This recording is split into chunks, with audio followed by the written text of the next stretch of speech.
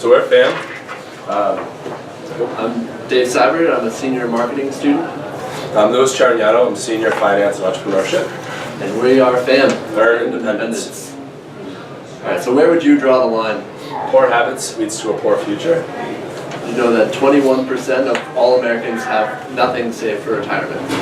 While the average American has just $84,821 saved. And financial experts say that if you were to retire today, you would need right around $1 million to live comfortably. Then counting in inflation that you'd experience in the next 40 to 50 years due to our target market's age, that could be tenfold or even past $10 billion. So our solution is to join the family. What would you do with $1? So start young and build habits. This seems like the backbone of success in every aspect of life, especially in the finance world. But to actually build these habits, you need to have repetitive usage, and you need to come back and use the interface and interact with the product. So getting the customer to come back and reuse the product and build these habits is key for FAM. Because of that, we implemented streaks and social integration. MyFitnessPal and Duolingo have been apps who've successfully done this in other industries. And I believe MyFitnessPal is valued at about $475 million right now, 150 million users.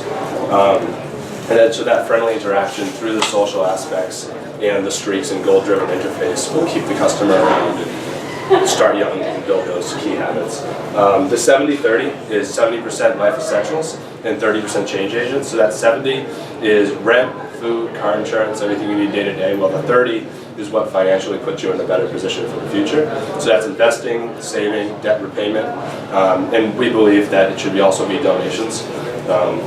As you can see, this is to the left, this is a first draft of our user interface of the social aspects. We've now changed this, we are on to version 2. And then to the left, you can see we have the adjustments to build these templates. And you can adjust it anywhere from 0 to 100 to 100 to 0, because everyone has a little bit of a different way. So Louis and I did a preliminary study on our target market to test some of our market assumptions, and we found that 85% of our respondents ages 18 to 34 have never used a financial management app that's currently on the market. And we also cited from the U.S. Census that the amount of young adults ages 18 to 34 that live at home is growing, about 8% in the last 10 years. So we believe that this is going to allow these young adults to live off of a true 70-30 because their expenses are much lower. So they could maybe even live off of a 60-40. But again, that's adjustable for however their lifestyle is. And so we'll talk about some of our company's resources. So Brian LaHoo, we've been dealing with for the last few weeks.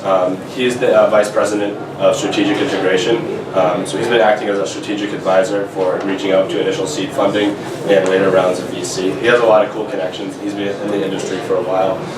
Ki Lim and Rohit Krishnan graduated in 2014 from the UMass Lowell Computer Engineering program, and they're our developers and consultants. Rohit Krishnan was a friend of Ki, and he built most of version 1, which was out about 8 months ago, and we got that approved on the Apple App Store. And we didn't launch it publicly because we found our feedback through the UMass Lowell students in a small beta test that they wanted more integration of these social aspects and to be able to be pulled in by the app and not have you need to necessarily reach out for these goals and achievements, but for it to draw you in. And that's where these social and streak-driven and goal-driven aspects are coming in. So we use the winnings to continue building version 2 of the user interface to better that user experience and to run our business operations while we work with Brian and the rest of the team to secure additional funding. All right, and with that, I'd like to say thank you to FAM.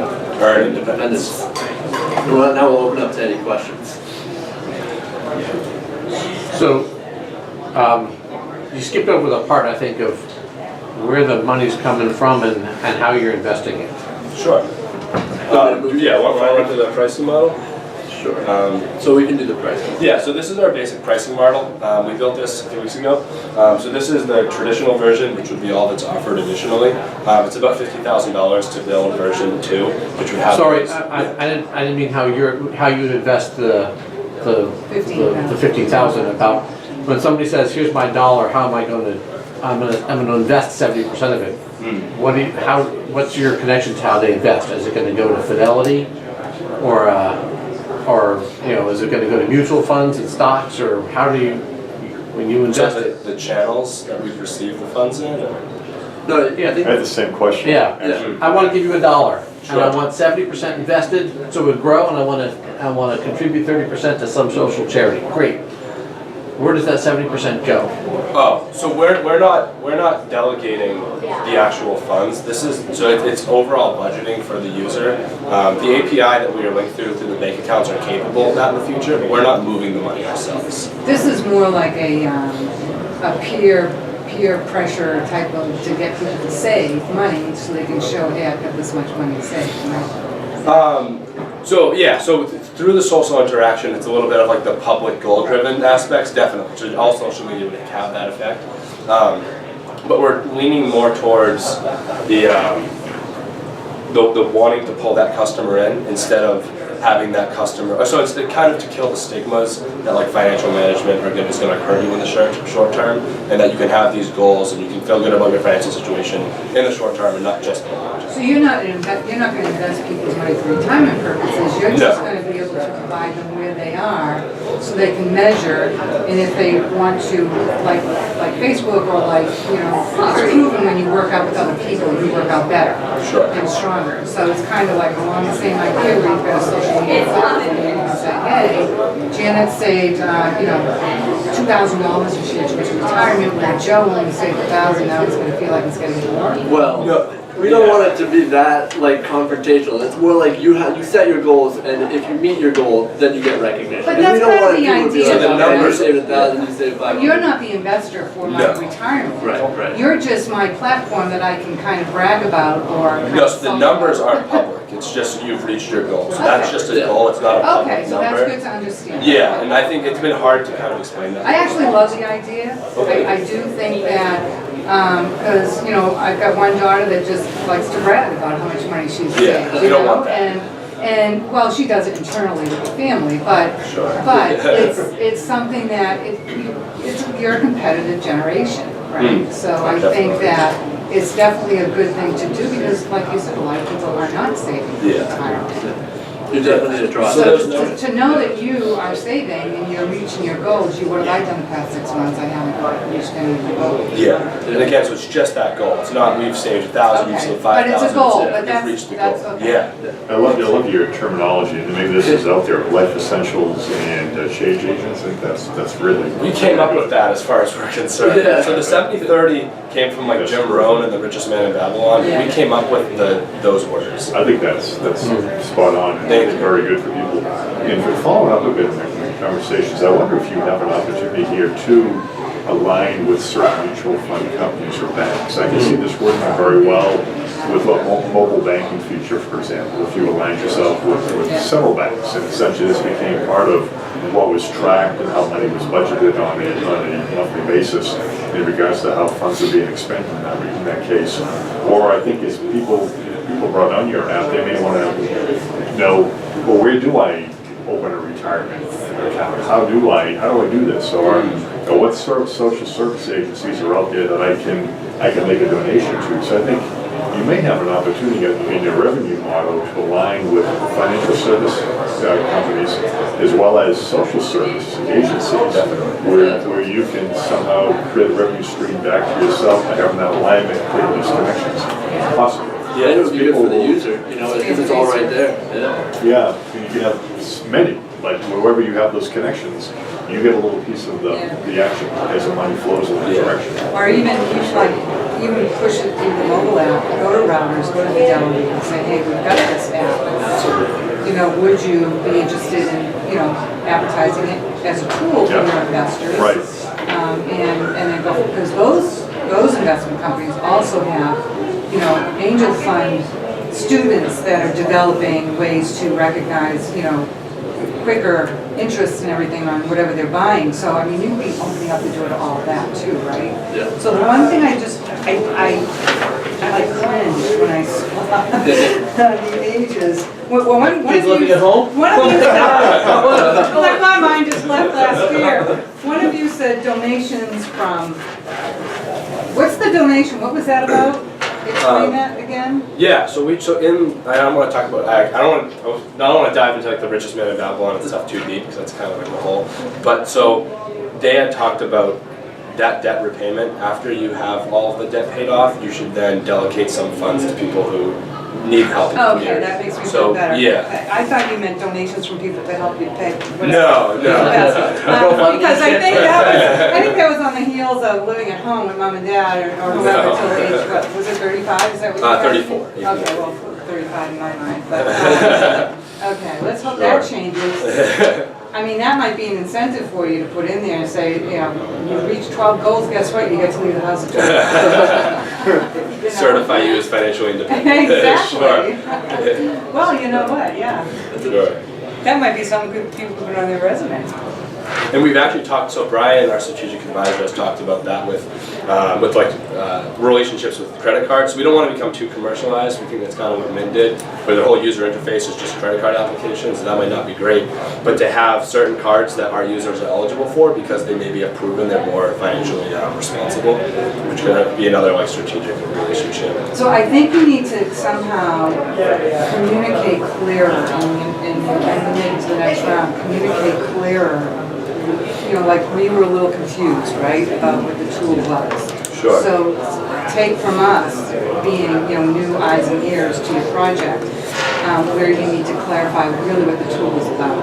And if it's not competition, it's just healthy competition, right? Yeah. You know, and goals, it's not gonna be financial, but just wanna consider that so that Yeah. people understand. Definitely. Because if you get into, if we were sitting here thinking it really was another investment house like Fidelity or Rogers or something, that's a whole other ballgame, right? A whole other area of expertise. So this is really just a tool that people, it sounds like a pretty simple tool. Yeah. And it actually makes total sense because that's the way this generation operates, is they're curious, you know, and they like to be proud as a peacock. Budgeting.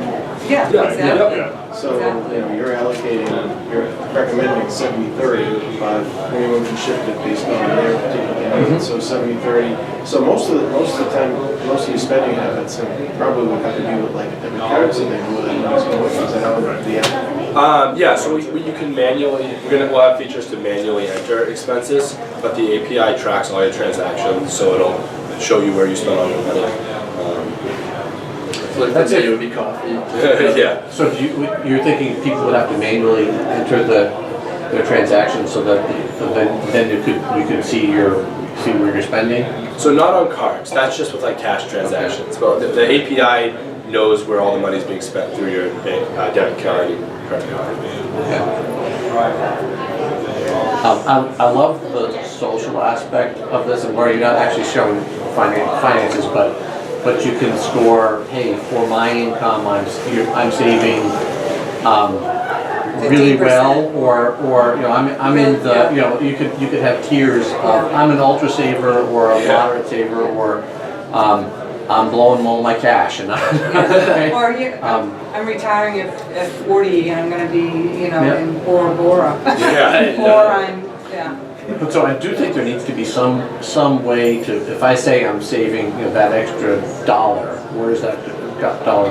If I'm saying I'm gonna add another dollar, there needs to be something to force me to go do that, right? So the weight loss apps, I can cheat all I want on there. And what I'm doing is cheating myself. If I eat that extra slice of pie and I don't write it down, right, I'm cheating myself. But in here, if you want to make sure that people are financially healthy, I think having that linkage to some kind of a fund or some kind of a third party where you can actually put where they, you know, and maybe you figure out how to distance yourself from the actual transaction, but somehow that you can push money to save, because if it's about saving. I think that would be a really crucial element to have, because it's like your 401k. Nobody wants to start 401k, but once you start it, when you guys graduate, start your 401k. Okay? Sure. And once you start saving, you never miss it. It's just gone, and you live happily. But you don't. But you're not even. You're oblivious to the fact that every month you're diverting 7 or 8% of your pay to some other thing that's actually saving you money and invested in the right kinds of funds. It could be more of a social version of that. I think that could be really awesome. Yeah, that's all right. Yeah, we'll definitely take that into consideration. And for the next round, since Louis and I are both pretty good with UX and UI design. We can like put together what it would be like to use the app, you know, so it's more clear that way. Yeah, we already have like prototyping videos put together of version 2, which we thought couldn't fit into 5 minutes. I Yeah. find that what if scenarios at my daughter's work, like, you know, what if you did this? So maybe like, what if you saved 8% versus not? Yeah. At tax time, how much money are you gonna borrow? Versus if you didn't take 8% out of your pay, you know, you're gonna be paying in. So just different little what if scenarios might Yeah, be helpful investing too. calculators and stuff. There's a whole pile of different extensions that you could go Yeah. through. Yeah. One of your donations could be UMass Lowell. Yes. Definitely. Put that in there as part of Right. Hey, yourself. it's still Days of Giving, right? Yeah, Exactly. That'll go over well. Right, thank you very much. Yeah. Thank you. Thanks, guys. Thanks, Feel guys. better. Good job, guys. Thanks, appreciate it. I'll give you my card. Great. Thank you so much. Enjoy the Thank you. competition. Thanks. Thank you. Thank you. Strong ties, too.